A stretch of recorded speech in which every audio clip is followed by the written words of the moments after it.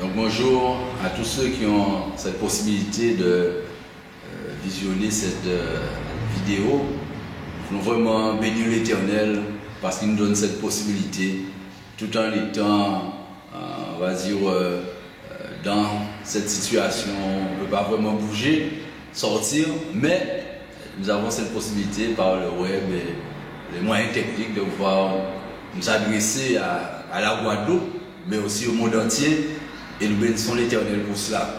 Et dans ce moment, ce que je vais faire, c'est lancer un appel à la mobilisation même du peuple de Dieu.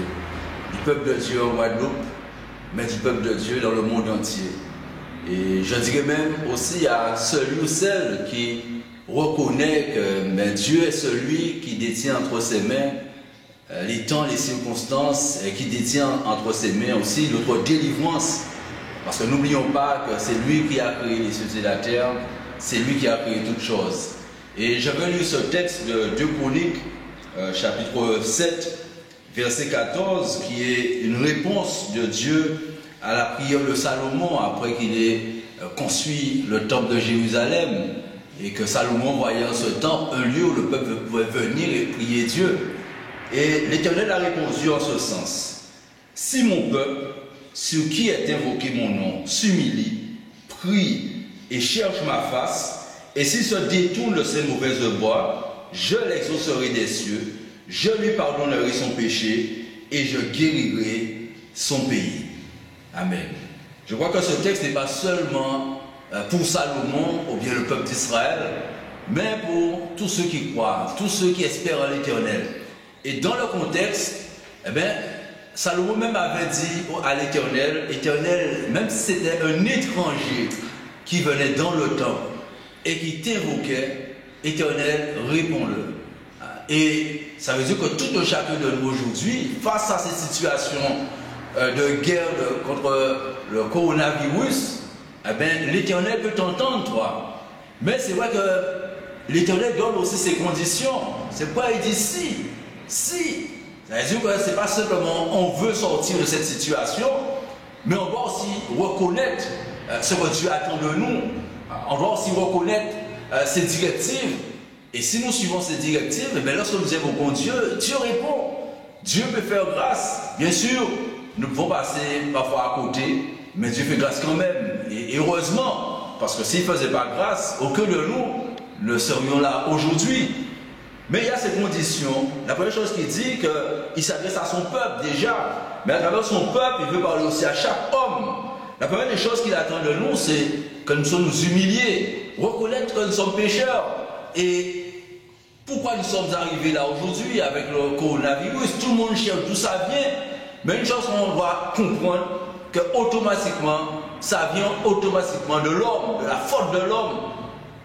Des conditions de vie de l'homme qui n'aime pas obéir à ce que Dieu dit et qui veut faire ce qu'il veut.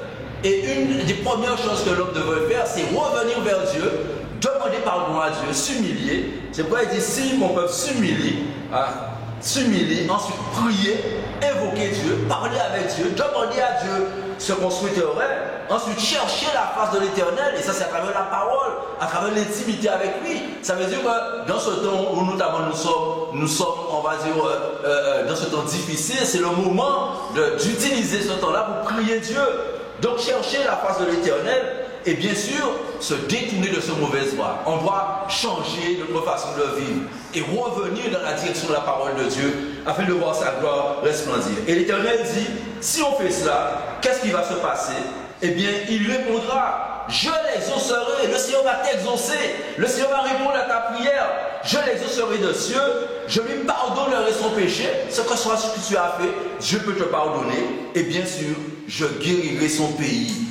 Dieu peut te guérir toi, mais il peut guérir aussi le pays. Et dans cette situation, si l'Église se mobilise, eh bien, nous pouvons voir la gloire de Dieu. Si toi tu te mobilises, eh bien, le Seigneur peut te répondre. Quel que soit pour le coronavirus, mais aussi dans les conditions de ta vie quotidienne. Dieu répond. Mais nous devons d'abord aller vers lui, dans un cœur d'humilité. Reconnaître que nous sommes pécheurs. Reconnaître que nous n'avons pas suivi ce qu'il attendait de nous. Et puis lui demander pardon. Et décider aussi de changer de direction. Et nous verrons sa gloire. Et lorsqu'on écoute les informations, je ne veux pas être pessimiste, mais il nous rappelle qu'à travers cette condition de vie, ben, il y a beaucoup de morts. Le coronavirus, c'est vrai, il tue très peu par rapport à tous ceux qui sont malades. Mais dans ce très peu, tu es là-dedans, je suis là-dedans, chacun de nous est là-dedans.